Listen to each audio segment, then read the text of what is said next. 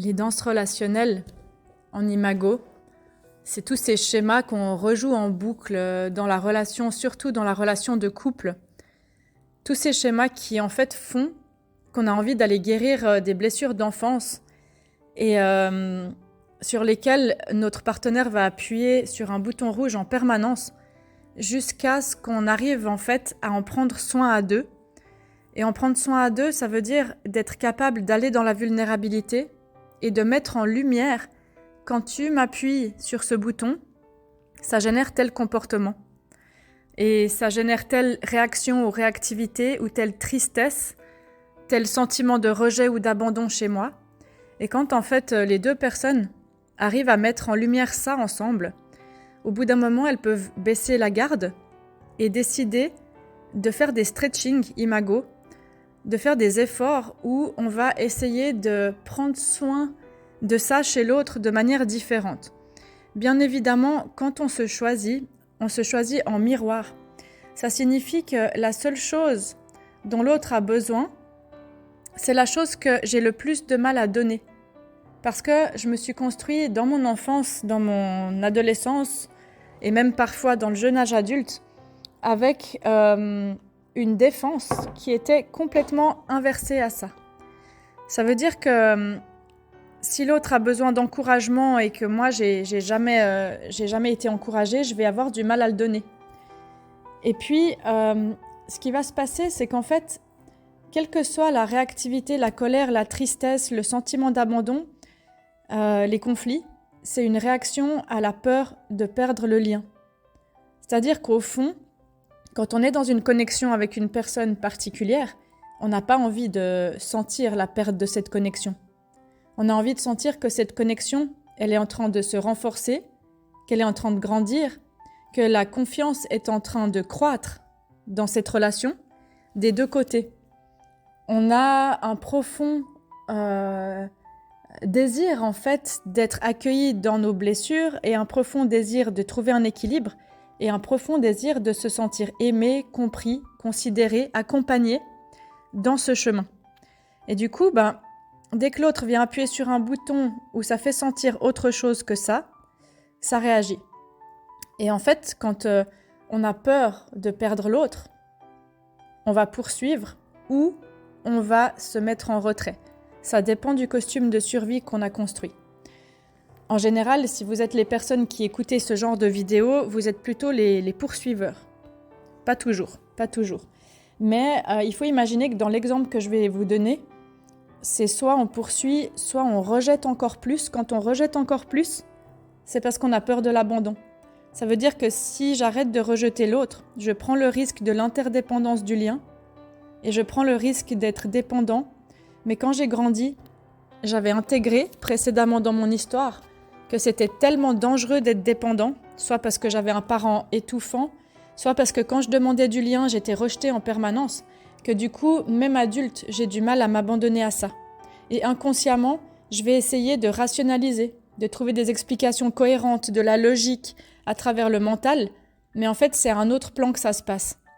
Donc les personnes qui rejettent, qui fuient le lien, par exemple les personnalités évitantes, elles ont ce schéma-là. Et du coup, un exemple de danse relationnelle qui peut se passer, que je vois se passer entre beaucoup de personnes, c'est lorsque j'ai peur de te perdre, je vais te poursuivre. Je vais te poursuivre avec des mots, avec des tentatives de tendresse, avec des câlins, des caresses. Et alors, l'autre prend ses distances. Ça, c'est typique.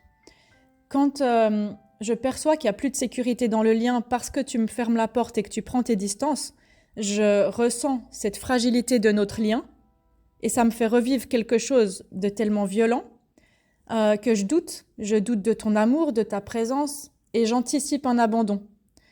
Et du coup, j'essaye en fait de revenir vers toi encore plus pour restaurer de la sécurité. Ça veut dire que j'essaye de rebrancher la prise du lien, la prise émotionnelle, la prise des caresses pour chercher de la sécurité auprès de toi. Vous voyez comment ça se passe, ces danses relationnelles, comment on essaye de guérir en fait à travers le lien en miroir. Quand je te demande de la sécurité, si à toi en face c'est un truc qui te fait peur, inconsciemment, tu t'éloignes et tu me rejettes avec de la distance ou avec des silences répétés, hein, des vides relationnels. Et ça connecte en fait à l'intérieur encore plus à ce sentiment de perte du lien, d'insécurité et une croyance de la fragilité du lien. Et en fait, quand ça se passe, on part dans le futur, dans la peur de perdre l'autre. Et du coup, il y en a un ou une qui est dans l'insécurité complète et l'autre qui est complètement dans la fuite.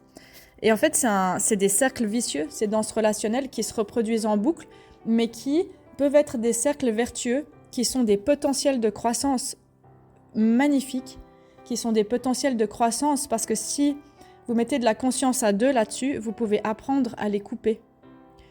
Dans la personne qui cherche, quand l'autre n'est pas là, ça fait mal. Et ça fait sentir du vide en fait. Et puis là, la personne va commencer à se raconter tout un tas d'histoires dans sa tête.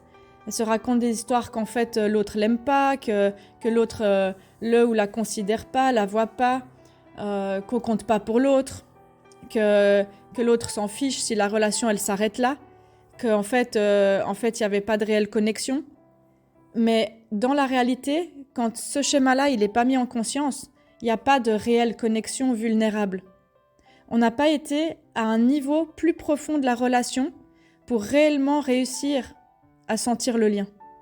Parce que pour réellement réussir à sentir le lien, on a besoin de passer par l'étape vulnérabilité et d'enlever un petit peu l'armure. Parce que quand on a l'armure, d'un côté ou de l'autre, et en général c'est des deux côtés, l'amour il peut ni rentrer ni sortir. Donc on ne peut pas donner correctement, on ne peut pas recevoir correctement. Et du coup, dans la personne qui cherche, quand elle est insécure, elle cherche parce qu'elle a eu tellement l'expérience de l'abandon ou du rejet que si elle arrête de chercher, si cette personne arrête d'être la gardienne de la relation, elle va rejeter l'autre aussi au bout d'un moment et elle va s'éloigner et devenir elle-même la personne distante.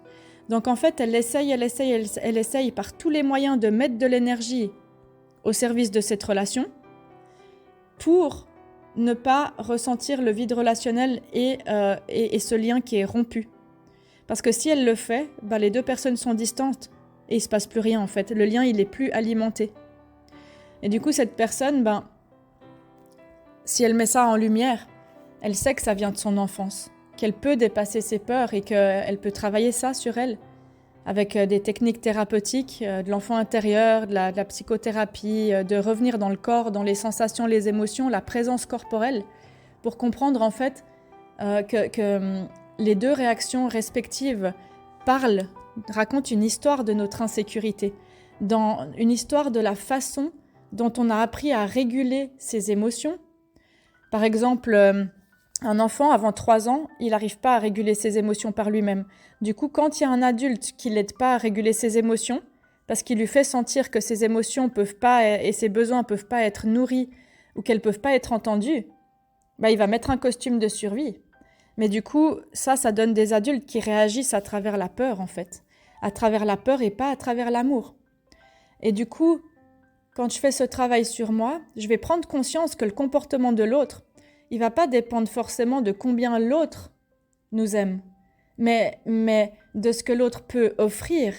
Parce que l'autre aussi, il a besoin d'aller explorer ses émotions, sa réactivité, ses besoins, d'expérimenter la sécurité. Et quand on est une tempête à aller chercher tout le temps l'affection, le lien par la peur, l'autre, ça ne lui donne pas de la sécurité. Et du coup, ce genre de comportement ou de réaction n'aide pas. Donc d'un côté, on a un comportement distant de rejet qui sait pas faire à deux et qui fait tout seul et qui crée un vide relationnel. Et de l'autre côté, on a une explosion d'émotions qui crée un vide relationnel. Et en fait, tous les deux sont dans la fuite à quelque part en faisant ça et tous les deux sont des merveilleux et magnifiques miroirs l'un de l'autre de qu'est-ce qui reste à guérir en fait. Et on se trouve très très bien pour faire ça. Ça, on vous l'explique, vous pouvez écouter la vidéo sur la vulnérabilité si ça vous dit, mais on l'explique, on fait tout ce processus au stage Imago. On explique un bout de théorie, après vous pratiquez à deux, et c'est vraiment une belle aventure de faire un stage de 3 jours parce que vous allez pouvoir explorer vos propres danses relationnelles. Il faut savoir que nos danses relationnelles, elles ne sont pas les mêmes en fonction de l'âge dans lequel on a été blessé. Dans certains âges, on a été blessé beaucoup plus que d'autres. Par exemple, l'attachement, 0-18 mois, intra-utérin. Après, on a l'exploration.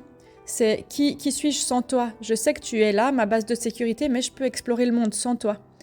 Et voilà, et en fait, on grandit avec ça et ça reste comme des empreintes à l'intérieur de nous. Et quand on met en conscience que le problème, c'est pas qu'on poursuive ou c'est pas que l'autre fuit, c'est pas que je sois chercheur, chercheuse du lien et que l'autre soit distant du lien, mais que le problème, c'est nos stratégies face à l'insécurité des deux et que ces stratégies sont opposées en miroir l'une de l'autre. Quand on comprend que c'est cette stratégie mise en place qui est un problème, on peut guérir. On comprend que l'autre nous offre exactement le contraire de ce dont on a besoin, mais que c'est pareil dans l'autre sens. À partir de là, c'est merveilleux, parce que du côté du poursuiveur, c'est d'essayer de donner un petit peu plus de distance, d'espace, de temps, de latence à l'autre pour avoir le temps de calmer ses émotions et d'avoir envie de revenir. Et dans l'autre sens, c'est celui ou celle qui est distante, c'est de faire des petits pas plus réguliers, de venir un peu plus dans la vulnérabilité, d'apprendre à clarifier ses besoins, à expliquer ce qui se passe en lui ou en elle pour que l'autre puisse comprendre. Et ça aide beaucoup la personne qui poursuit. Et par exemple, quand on a besoin de fuir, quand on a besoin de se protéger en fuyant, que ça soit physique ou que ça soit dans la distance ou dans un vide communicatif, bah là, la personne distante, elle peut verbaliser ça. Juste, j'ai besoin d'être seule. C'est pas contre toi. Je reviendrai plus tard. Rien que ça, c'est une toute petite phrase qui change tout. Et du coup, c'est l'affaire des deux, de prendre soin de la relation de cette manière. Et ça apporte de la sécurité dans la relation. Parce que des mots comme par exemple, si j'ai besoin de me protéger, de me mettre en retrait parce que je me sens complètement envahie et étouffée, avant de partir, je peux dire à l'autre, notre relation, elle compte pour moi. Ou bien, tu comptes pour moi. Et j'ai vraiment envie qu'on aille bien. Là, j'ai juste besoin d'un petit moment. Je reviendrai dans 3 heures. Je reviendrai dans 2 jours. Et ainsi, la personne qui est en train de poursuivre, elle sait qu'elle compte. Elle sait que la relation, elle est solide, qu'elle est stable et qu'elle est importante pour l'autre. Et vous voyez comment on fait un travail d'équipe. Et la personne qui poursuit va ressentir beaucoup plus de sécurité et du coup va avoir moins envie de poursuivre et va réussir à offrir beaucoup plus d'espace, l'espace dont l'autre a besoin en fait. Et tous les deux vont se sentir mieux. Ça remet de la sécurité dans cet espace relationnel et on a beaucoup plus envie d'y être et d'y savourer en fait, de savourer ensemble. Et c'est vraiment cette idée de s'accompagner dans toute la régulation des émotions et dans la guérison des blessures, dans cultiver la présence à soi et dans l'instant, quand il y a des réactions physiques, de tensions musculaires, de yeux qui partent dans tous les sens ou qui partent tout court, c'est de faire différemment à chaque fois en étant dans la gratitude et la reconnaissance de ce que cet autre en face en miroir vient activer chez moi.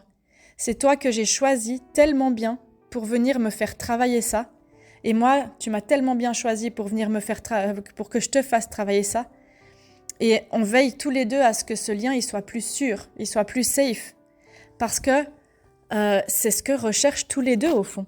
C'est ce que recherchent les deux personnes en étant dans cette connexion particulière. Et c'est ce qu'on fait vraiment dans cette méthode Imago d'explorer les danses relationnelles et d'apprendre en fait à remettre de la sécurité dans le lien. N'hésitez pas dans votre région à voir si vous avez des thérapeutes Imago autour de vous ou à aller faire un stage. Il y a même des stages Imago solo que vous pouvez faire tout seul sans être en relation. Et c'est vraiment un grand cadeau de vie. Et rappelez-vous que c'est beau, c'est merveilleux ce chemin, mais il faut être deux pour avoir envie de faire différemment dans l'instant, pour avoir envie d'apprendre cette vulnérabilité, pour avoir envie de faire le chemin. Si vous faites le chemin seul, vous pouvez le faire un moment, mais si l'autre personne ne répond pas en face, ça s'appelle aussi de la toxicité à terme. Et il n'y a pas des deux qui décident de faire un mi-chemin vers l'autre. Il y en a qu'un qui essaye d'améliorer les choses. Et ça fonctionne pas. Ça fonctionne pas à long terme. Donc, c'est vraiment cette idée de prendre soin de cette relation à deux de manière équitable dans les stretchings que vous pouvez faire. Voilà un petit mot pour aujourd'hui sur nos danses relationnelles qu'on rejoue. J'espère que ça vous aura éclairé et n'hésitez pas à me contacter si vous souhaitez une séance en ligne ou à Genève. Merci beaucoup pour votre écoute. N'hésitez pas à partager non plus cette vidéo. Je pense qu'elle peut aider vraiment beaucoup de monde. À bientôt. Au revoir.